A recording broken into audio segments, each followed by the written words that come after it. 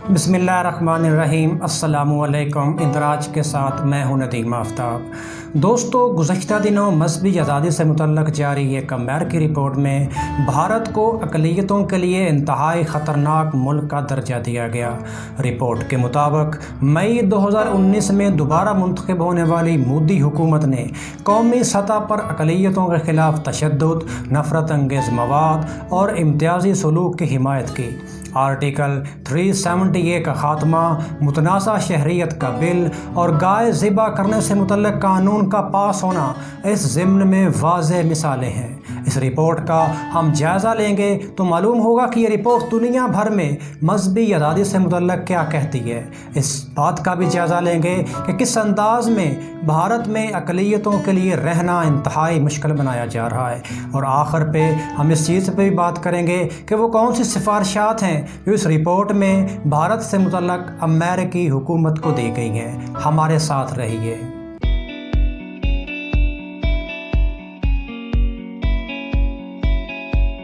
Report के अहम नुकात का जायज़ा लें तो मालूम होता है कि 28 अप्रैल 2020 को अमेरिकी कमीशन बराए मज़हबी आज़ादी की तरफ से जारी होने वाली इस रिपोर्ट में साल 2019 के लिए दुनिया भर के 29 मुख्तलिफ़ ममालिक में मज़हबी आज़ादी का जायज़ा लिया गया, जिसमें पाकिस्तान और भारत भी शामिल हैं। साल 1998 में कायम होने वाले इस इदारे की ये 21वीं सालाना रिपोर्ट है, जिससे इस बात का तासुर मिलता है कि साल 2019 में दुनिया भर में मज़हबी अदम बर्दाश्त और मज़हबी मुकामात पर हमलों में वाज़ेह इजाफ़ा देखने में आया है। इस ज़िम्न में न्यूज़ीलैंड के शहर क्राइस्ट चर्च में होने वाले मस्जिद के धमाके या श्रीलंका में कोलंबो में होने वाले चर्च पर हमलों की मिसालें दी जा सकती हैं। The man who is claiming responsibility and charged with murder is an extreme right-wing white supremacist who live-streamed the attack, saying it was aimed at immigrants. Security stepping up here in the U.S. That's a live look at the Islamic Cultural Center right here in New York City. At St. Anthony's Church, Colombo this morning, the bells rang out again. A week on from the last time they chimed, just before the church was bombed in the attacks that took the lives of over 250 people. इसके अलावा बेशतर यूरोपी ममालिक में भी अक़लियत मुखालिफ जज्बात में इजाफ़ा देखने में आया है।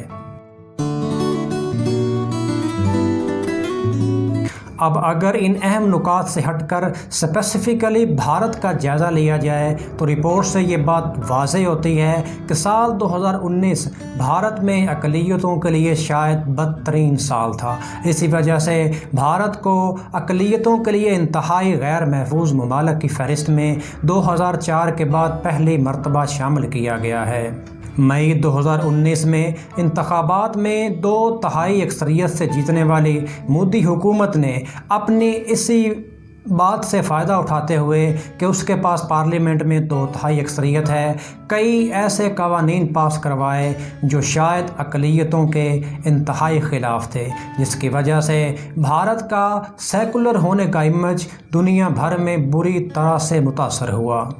अपनी इस गिरती साख को बचाने के लिए भारत के वज़ीर-ए-आज़म नरेंद्र मोदी ने अमेरिकी सदर डोनाल्ड ट्रंप से मदद की दरख्वास्त कर दी, जिसका इजहार भारत में डोनाल्ड ट्रंप की आमद के मौके पर देखने को भी मिला। We did talk about religious freedom, and I will say that the Prime Minister was incredible on what he told me. He wants people to have religious freedom, and very strongly. And he said that in India they have worked very hard to have great and open religious freedom. लेकिन parliament से पास होने वाले कुछ कवानीन, मिसाल के तौर पर मुतनाज़ा शहरियत का कानून और गाय ज़िबा करने से मुतल्लिक़ कानून, या इसके अलावा आर्टिकल 370A का ख़ात्मा, वो चीज़ें थीं जो शायद भारत के सेकुलर इमेज को बहाल न कर सकें। यही वजह है कि अमेरिकी हुकूमत की वाज़ेह हिमायत के बावजूद अमेरिकी हुकूमत के ही एक ज़ैली इदारे ने साल 2019 के लिए भारत को अक़लियतों के लिए इंतहाई गैर महफूज मुल्क करार दिया। جس طرح پہلے بات ہو چکی ہے کہ 2004 کے بعد پہلی مرتبہ بھارت کو اس فہرست میں شامل کیا گیا ہے۔ اگر 2004 کی بات کی جائے تو 2002 میں مودی نے بطور وزیر اعلیٰ گجرات 3 دنوں میں کم از کم 1000 مسلمانوں کو قتل کرنے کے احکامات بھی دیے تھے، اور اب بطور وزیر اعظم پارلیمنٹ میں اپنی 2/3 اکثریت کا فائدہ اٹھا کر بہت سارے قوانین پاس کروا لیے ہیں۔ اس بارے میں جو سب سے اہم قانون ہے وہ سٹیزن امینڈمنٹ ایکٹ ہے، یعنی CAA، جسے دسمبر 2019 میں پارلیمنٹ سے منظور کروایا گیا تھا۔ اگر اس متنازع شہریت کے قانون یعنی CAA کا ایک ہلکا سا جائزہ لیا جائے تو معلوم ہوتا ہے کہ یہ بنیادی طور پر شہریت سے متعلق ہے، یعنی وہ لوگ جنہوں نے اپنے ہمسایہ ممالک سے بھارت میں سفر کیا ہے 2014 کے بعد، جس میں پاکستان، بنگلہ دیش، سری لنکا اور افغانستان جیسے ممالک شامل ہیں۔ ان سے اگر کسی شخص نے اس دوران بھارت میں سفر کیا ہے اور اس کے بعد وہ وہیں پہ رہائش پذیر ہوا ہے تو اسے بھارت کی شہریت دی جائے گی، لیکن اس میں یہ بات خاص ہے کہ اس میں مسلمانوں کو شہریت نہیں ملے گی، جس سے اس بات کو اخذ کرنا انتہائی آسان ہے کہ یہ خاص طور پر مسلمانوں کو ہدف بنانے کے لیے یہ قانون بنایا گیا ہے۔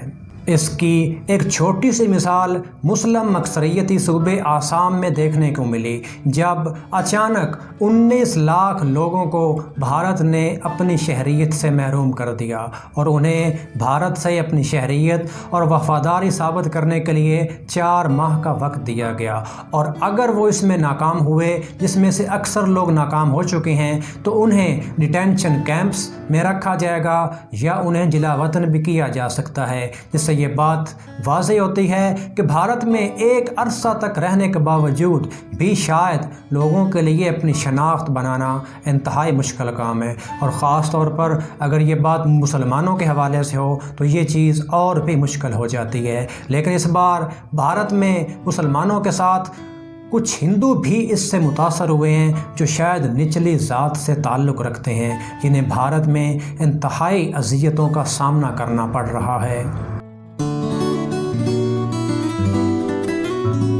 اب اس قانون کا پاس ہونا ہی تھا کہ رد عمل کے طور پر پورے بھارت میں مظاہروں کا سلسلہ شروع ہو گیا۔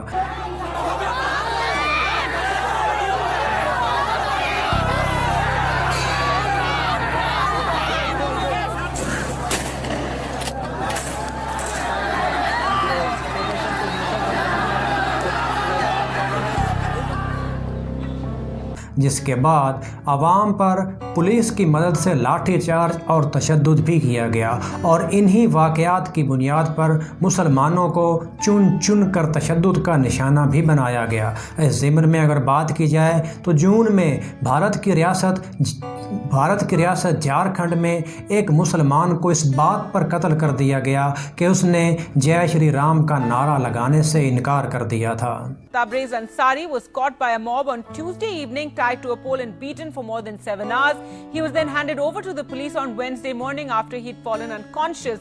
He was also forced to chant Jai Shri Ram and Jai Hanuman by the mob. He later died of injuries on Sunday. Now, cell phone videos of the beating were widely circulated in the area.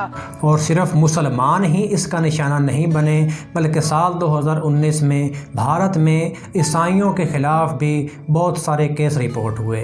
Us report کے مطابق 2019 میں کم از کم 328 ایسے مقدمات یا واقعات report ہوئے جو عیسائیوں سے متعلق تھے، جس میں عیسائیوں کے حقوق کی پامالی کی گئی اور انہیں بھارت میں برابر کا شہری نہیں سمجھا گیا۔ یہ ابھی تو ہم نے صرف ایک قانون کی بات کی ہے، اس کے علاوہ اگر بات کریں تو بھارت میں 70 سال سے موجود آرٹیکل 370 ہے، جس کے مطابق بھارت میں کشمیر کو ایک خصوصی آئینی حیثیت حاصل ہے، اس کو مودی حکومت نے یک لخت ختم کر دیا، جس کے بعد کشمیر میں 5 اگست کو کرفیو لگانے کا اعلان کر دیا، اور وہ کرفیو آج تک قائم ہے۔ اس کے علاوہ تبدیلی مذہب کا قانون اور بابری مسجد کیس میں مسلمانوں کے خلاف آنے والا سپریم کورٹ کا فیصلہ بھی وہ چیزیں ہیں، وہ مثالیں ہیں جو شاید بھارت کے سیکولر چہرے پر ایک بدنما داغ ہیں، اور بھارت اپنی انتہائی کوشش اور محنت کے باوجود اسے مٹانے میں ناکام نظر آ رہا ہے۔ حالانکہ اسے ایک طرف امریکہ کی اور دوسری طرف عالمی قوتوں کی حمایت بھی حاصل ہے، لیکن اس کے باوجود شاید بھارت میں جاری اندرونی بحران میں اضافہ ہو رہا ہے۔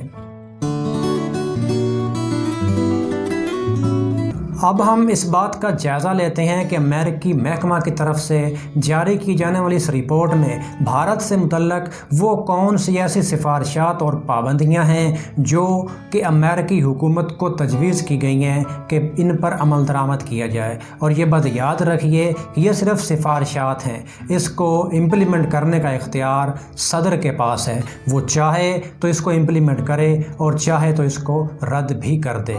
ان سفارشات کا جائزہ لیں تو معلوم ہوتا ہے کہ جو سب سے پہلی اور سب سے بڑی سفارش اس رپورٹ میں کی گئی ہے وہ یہ کہ بھارت کو ایک مرتبہ پھر سے اقلیتوں کے لیے غیر محفوظ ملک کی حیثیت سے دنیا کے سامنے پیش کیا جائے۔ اور یاد رکھیے، جس طرح پہلے بات کی کہ اس سے پہلے بھارت کو 2004 میں اس فہرست میں شامل کیا گیا تھا، اور اب دوبارہ 2020 میں اس فہرست میں بھارت کو شامل کیا گیا ہے۔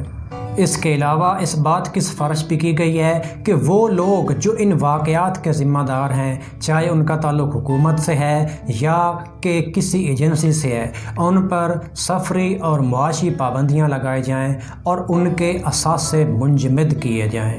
اس کے علاوہ یہ بات بھی کی گئی ہے کہ امریکہ کو چاہیے کہ بھارت میں کام کرنے والی سول سوسائٹی اور ایسی NGOs کو فنڈنگ کی جائے جو کہ انسانی حقوق کے لیے کام کرتی ہے، تاکہ بھارت میں ہونے والے غیر انسانی واقعات کو کسی نہ کسی انداز میں روکا جا سکے اور کسی نہ کسی انداز میں ان کا ڈیٹا مرتب کیا جا سکے۔ اور اس بارے میں جو آخری سفارش اس رپورٹ میں کی گئی ہے وہ یہ کہ امریکی کانگریس کو اس بات کا پابند بنایا گیا ہے کہ وہ مذہبی آزادی سے متعلق جو اس کے پہلے اجلاس منعقد ہوتے رہے ہیں ان میں وہ ایک کنٹینیوٹی لے کے آئے، یعنی ان کو جاری رکھنے کو کہا گیا ہے۔ تو یہ وہ رپورٹ کے کچھ اہم پوائنٹس تھے، اور اس میں خاص طور پر بھارت کے حوالے سے کیا تھا ان کے بارے میں ہم نے بات کرنے کی کوشش کی۔ اس سے متعلق اگر آپ کے ذہن میں کوئی سوال ہو تو وہ آپ پوچھ سکتے ہیں۔ آج کے اندراج میں اتنا ہی۔ اپنا رشتہ داروں گرد و نواح کے لوگوں کا سب کا خیال رکھنے کی کوشش کریں۔ آپ سے ملاقات ہوگی نیکسٹ ویڈیو میں۔ اللہ حافظ۔